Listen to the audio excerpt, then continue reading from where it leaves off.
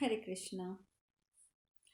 द्रौपदी शरणागत वत्सल श्री कृष्ण के पास जा उनकी शरण की इच्छा रखती हुई उनसे बोली।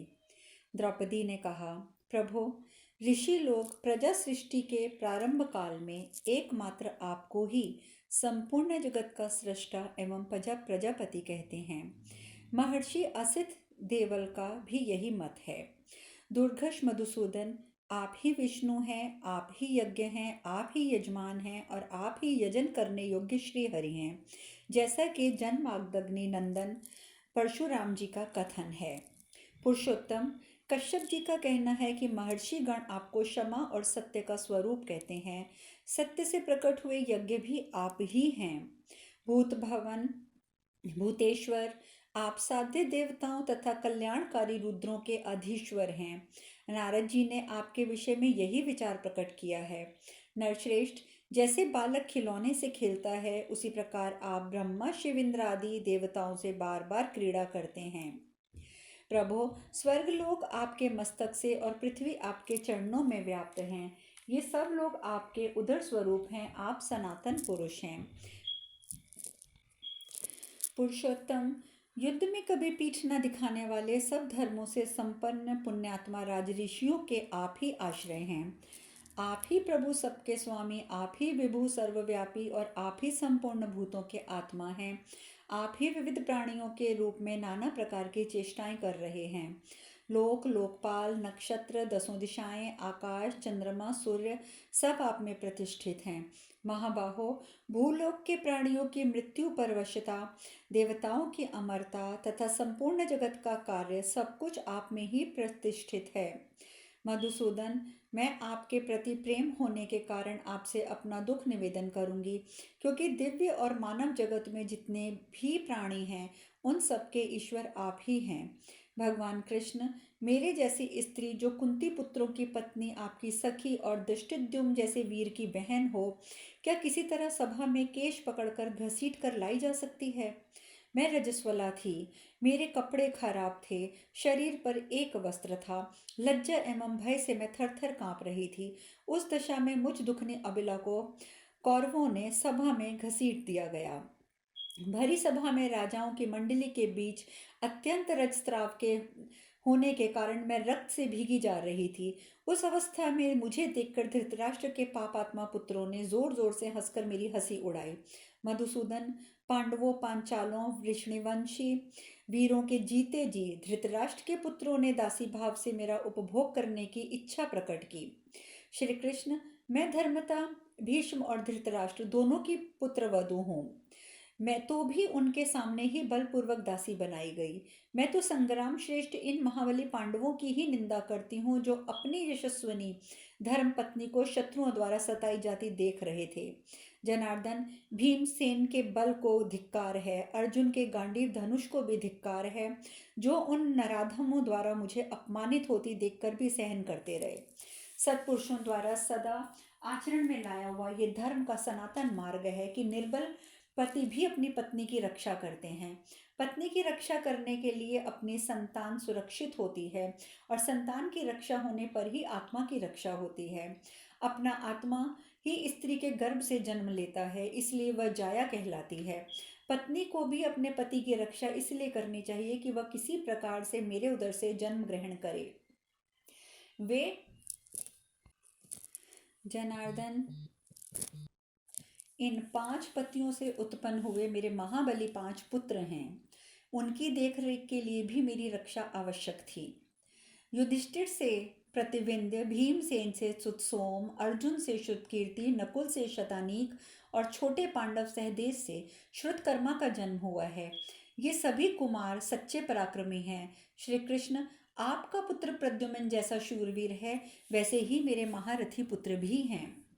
ये धनुर्विद्या में श्रेष्ठ, शत्रुओं द्वारा युद्ध में अजय हैं, तो भी दुर्बल धृतराष्ट्र पुत्रों का अत्याचार कैसे सहन करते हैं? अधर्म से सारा राज्य हरण कर लिया गया, सब पांडव दास बना दिए गए और एक वस्त्र धारणे रजस्वला होने पर भी सभा में घसीट कर मैं लाई गई। मधुसूदन, अर्जुन के पास जो गांडीव धनुष है, उस पर अर्जुन, भीम और आपके सिवा दूसरा कोई प्रत्यंचा भी नहीं चढ़ा सकता, तो भी ये मेरी रक्षा न कर सके। कृष्ण, भीमसेन के बल को धिक्कार है। अर्जुन के पुरुषार्थ को भी धिक्कार है, जिसके होते हुए दुर्योधन इतना बड़ा अत्याचार करके 2 घड़ी भी जीवित रह पाया। मधुसूदन, पहले बाल्यावस्था में जबकि पांडव ब्रह्मचार्य व्रत का पालन करते हुए अध्ययन में लगे थे, किसी की हिंसा नहीं करते थे, जिस दुष्ट ने इन्हें इनकी माता के साथ राज्य से बाहर निकाल दिया था, जिस पापी ने भीमसेन के भोजन में नूतन, तीक्ष्ण और परिमाण से अधिक एवं रोमांचकारी कालकूट नामक विष डाल दिया था, महाबाहु नरश्रेष्ठ जनार्दन, भीमसेन की आयु शीश थी, इसीलिए वह घातक विष अन्न के साथ ही पचा गया और कोई विकार उत्पन्न नहीं किया। इस प्रकार इस दुर्योधन के अत्याचारों को कहाँ तक गिनाया जाए। श्री कृष्ण, प्रमाण कोटि तीर्थ में जब भीमसेन विश्वस्त होकर सो रहे थे, उस समय दुर्योधन ने उन्हें बांधकर गंगा जी में फेंक दिया और स्वयं चुपचाप राजधानी लौट आया। जब इनकी आंखें खुली तो ये महाबाहु भीमसेन सारे बंधनों को तोड़कर जल से ऊपर उठे। इतने सारे अंगों में विषैले काले सर्पों से डसवाया, परंतु शत्रुहंता भीमसेन मर न सके। जागने पर कुंती नंदन भीम ने सब सर्पों को उठा उठा कर पटक दिया। दुर्योधन ने भीमसेन के प्रिय सारथी को भी उल्टे हाथ से मार डाला। इतना ही नहीं, वर्णावत में आर्या कुंती के साथ ये बालक पांडव सो रहे थे, उस समय उसने घर में आग लगवा दी। ऐसा दुष्कर्म कौन कर सकता है। उस समय वहां आर्या कुंती भयभीत हो रोती हुई पांडवों से इस प्रकार बोली, मैं भारी संकट में पड़ी, आग से घिर गई, हाय हाय मैं मारी गई। उस समय आग से कैसे शांति प्राप्त होगी। मैं अनाथ की तरह अपने बालक पुत्रों के साथ नष्ट हो जाऊंगी। उस समय वहां वायु के समाग वेग और पराक्रम में महाबाहु भीमसेन ने आर्या कुंती तथा भाइयों को आश्वासन देते हुए कहा, पक्षियों में श्रेष्ठ विंतानंदन गरुड़ जैसे उड़ सकते हैं, उसी प्रकार मैं तुम सबको लेकर यहाँ से चलूंगा और तुम यहाँ तनिक भी भय इसमें मत रहना। भयभीत होने की आवश्यकता बिल्कुल भी नहीं है। ऐसा कहकर पराक्रमी और बलवान भीम ने आर्या कुंती को बाएं अंक में, धर्मराज को दाहिने अंक में, नकुल सहदेव को अपने कंधों पर तथा अर्जुन को पीठ पर चढ़ा लिया और सबको लिए सहसा वेग से उछलकर उन्होंने भयंकर अग्नि से भाइयों और माता की रक्षा की।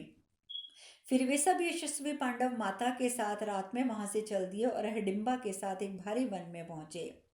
माता से ही पांडवों को वहां धरती पर सोते देख काम से पीड़ित हो राक्षसी ने भीमसेन की कामना की। उनका स्पर्श पाकर सत्य पराक्रमी और अमत महात्मा भीमसेन जाग उठे और जागने पर जब उन्होंने पूछा कि सुंदरी तुम क्या चाहती हो, इस प्रकार पूछने पर इच्छा अनुसार रूप धारण करने वाली उस अनज्ञ सुंदरी राक्षस कन्या ने महात्मा भीम से कहा, आप लोग यहाँ से जल्दी भाग जाएं, मेरा यह बलवान भाई विडंब आपको मारने के लिए आएगा, अतः आप लोग जल्दी चले जाइए, देर ना कीजिए। यह सुनकर भीम ने अभिमान पूर्वक कहा था, मैं उस राक्षस से नहीं डरता। उन दोनों की बातचीत सुनकर वह भीम रूपधारी भयंकर और नीच राक्षस बड़ी जोर से गर्जना करता हुआ जब वहां पहुंचा, राक्षस ने भी कहा, हडिम्बे तू किससे बात कर रही है, लाओ इसे मेरे पास, हम लोग खाएंगे। अब तुम्हें देर नहीं करनी चाहिए। मनस्विनी और आनंदिता हडिम्बा ने स्नेह युक्त हृदय के कारण दयावश यह क्रूरतापूर्वक संदेश भीमसेन से कहना उचित नहीं समझा। इतने में वे नरभक्षी राक्षस घोर गर्जना करते हुए भीमसेन की ओर दौड़ा।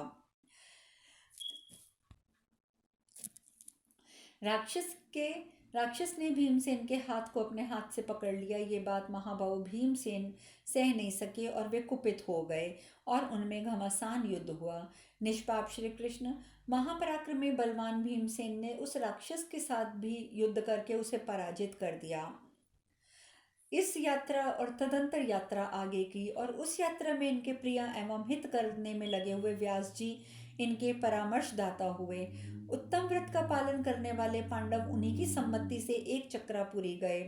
वहां पर महाबली बकासुर मिला, वह भी हिडिंब के समान भयंकर था और युद्ध में उसे भी मार दिया गया। श्री कृष्ण, जैसे आपके भीष्मक नंदनी रुक्मणी को जीता था, उसी प्रकार मेरे पिता की राजधानी में रहते समय सव्यसाची अर्जुन ने मुझे जीता। मधुसूदन, स्वयंवर में जो महान कर्म दूसरों के लिए दुष्कर था, वह करके भारी युद्ध में अर्जुन ने मुझे जीता था। परंतु आज इन सब के होते हुए मैं अनेक प्रकार के क्लेश भोगती और अत्यंत दुख में डूबी हुई अपनी सास कुंती से अलग हो धौम्य जी को आगे रखकर वन में निवास करती हूँ। ये सिंह के समान पराक्रमी पांडव बल वीर्य में शत्रुओं से बड़े चढ़े हैं। इनमें सर्वथा हीन कौरव मुझे भरी सभा में कष्ट दे रहे थे, तो क्या इन्होंने मेरी उपेक्षा नहीं की? पाप कर्मों में लगे हुए अत्यंत दुर्बल पापी शत्रुओं के दिए हुए ऐसे ऐसे दुख में सह रही हूँ और दीर्घ काल से चिंता की अग्नि में जल रही हूँ। ये प्रसिद्ध है कि दिव्य विधि से एक महान कुल में मैं उत्पन्न हुई हूँ, पांडवों की प्यारी पत्नी और महाराज पांडु की पुत्र वधु हूँ। मधुसूदन, श्री कृष्ण, मैं श्रेष्ठ और सती साध्वी होती हुए भी पांचों पांडवों के देखते देखते केश पकड़कर घसीटी गई। ऐसा कहकर मृदुभाषिणी द्रौपदी कमल कोश के समान कांतिमान और कोमल हाथ से अपना मुख ढककर फूट फूट कर रोने लगी। पांचाल कुमारी कृष्णा अपने कठोर उभरे हुए शुभ लक्षणा तथा सुंदर मुख पर दुख जनित और अश्रु बिंदुओं की वर्षा करती रही।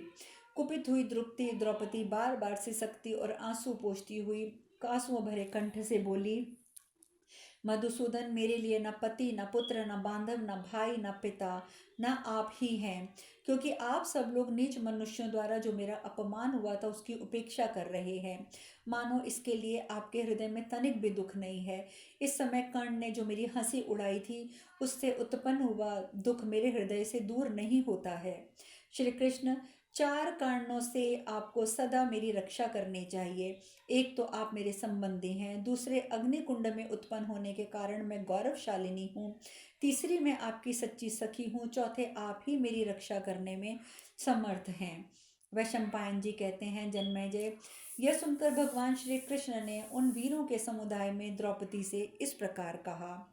भगवान श्री कृष्ण बोले, भाविनी, तुम जिन पर क्रुद्ध हो रही हो उनकी स्त्रियां भी अपने प्राण प्यारे पतियों को अर्जुन के बाणों से छिन्न भिन्न और खून से लथपथ होकर मरकर धरती पर पड़ा देखकर इसी प्रकार रोएंगी।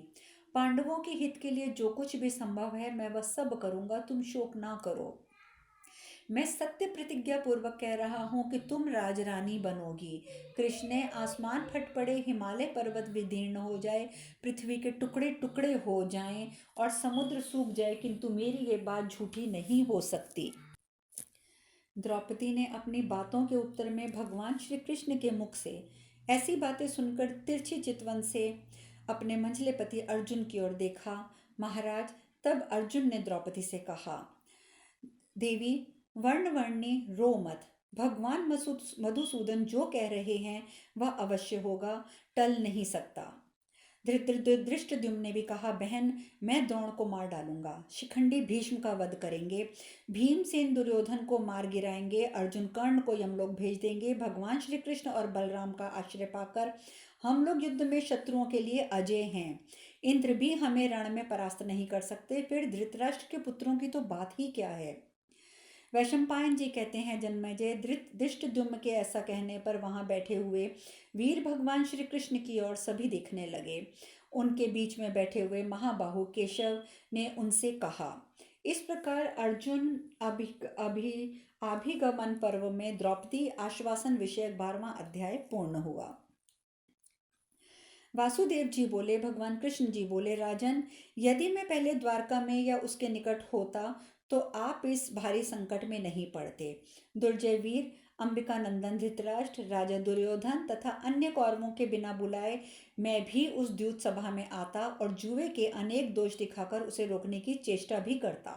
प्रभो, मैं आपके लिए भीष्म, द्रोण, कृप, बाहिक तथा राजा धृतराष्ट्र को बुलाकर कहता, कुरुवंश के महाराज, आपके पुत्रों को जुआ खेलना नहीं चाहिए। राजन, मैं द्यूत सभा में जुए के उन दोषों को स्पष्ट रूप से बताता जिसके कारण आपको अपने राज्य से वंचित नहीं होना पड़ता, और जिन दोषों ने पूर्व काल में वीर सेन पुत्र महाराज नल को राज्य सिंहासन से च्युत किया। नरेश्वर, जुआ खेलने से सहसा ऐसा सर्वनाश उपस्थित हो जाता है जो कल्पना में भी नहीं आ सकता। इसके सिवा उससे सदा जुआ खेलने की आदत भी बन जाती है। ये सब बातें मैं ठीक ठीक बता रहा हूँ। स्त्रियों के प्रति आसक्ति, जुआ खेलना, शिकार खेलने का शौक और मद्यपान, ये 4 प्रकार के भोग कामना जनित दुख बताए गए हैं, जिनके कारण मनुष्य अपने धन ऐश्वर्य से भ्रष्ट हो जाता है। शास्त्रों के निपुण विद्वान सभी परिस्थितियों में इन चारों को निंदनीय मानते हैं, परंतु द्यूत क्रीड़ा को तो जुए के दोष जानने वाले लोग विशेष रूप से निंदनीय समझते हैं। जुए में से एक ही दिन में सारे का सारा धन नाश हो जाता है। साथ ही जुआ खेलने से उसके प्रति आसक्ति होना निश्चित है। समस्त भोग पदार्थों का बिना भोगे ही नाश हो जाता है। कुरुनंदन, ये तथा और भी बहुत से दोष हैं जो कटु परिणाम उत्पन्न करने वाले हैं। मैं धृतराष्ट्र से मिलकर जुए के सभी दोष बतलाता। कुरुवर्धन, मेरे इस प्रकार समझाने बुझाने पर यदि वे मेरी बात मान लेते तो कौरवों में शांति बनी रहती और धर्म का पालन भी होता। राजेंद्र भरतश्रेष्ठ, यदि वे मेरे मधुर और हितकर वचन को सुनकर उसे ना मानते तो मैं उन्हें बलपूर्वक भी रोक देता। यदि वहां सुहृद नामधारी शत्रु अन्याय का आश्रय ले तो इस धृतराष्ट्र का साथ देते तो मैं उन सभी जुआरियों को उसी क्षण मार डालता। कुरुश्रेष्ठ, मैं उन दिनों अनर्थ देश में ही नहीं था, इसीलिए आप लोगों पर यह द्युत जनित संकट आ गया। कुरुप्रवर पांडुनंदन, अब मैं द्वारका आया हूँ, तब सात्यकी से आपके संकट में पड़ने का यथावत समाचार मैंने सुना। राजेंद्र, वह सुनते ही मेरा मन उद्विग्न हो उठा और प्रजेश्वर, मैं तुरंत ही आपसे मिलने यहाँ चला आया। भरत कुलभूषण, अहो, आप सब लोग बड़ी कठिनाई में पड़ गए हैं। मैं तो आपको सब भाइयों सहित विपत्ति के समुद्र में डूबा हुआ देख रहा हूँ। इस प्रकार अर्जुन अभिगमन पर्व में वासुदेव वाक्य 13वां अध्याय पूर्ण हुआ। यह सब सुनकर युधिष्ठिर महाराज ने कहा, वृष्णिकुल को आनंदित करने वाले श्री कृष्ण, जब वहां द्रुत क्रीड़ा का आयोजन हो रहा था उस समय तुम द्वारका में क्यों अनुपस्थित रहे? उन दिनों तुम्हारा निवास कहाँ था और उस प्रवास के द्वारा आपने और कौन से कार्य सिद्ध किए? श्री कृष्ण ने कहा, भरतवंश शिरोमणि कुरु कुलभूषण, मैं उन दिनों शाल्व के सौभ नामक नगराकर विमान को नष्ट करने के लिए गया हुआ था।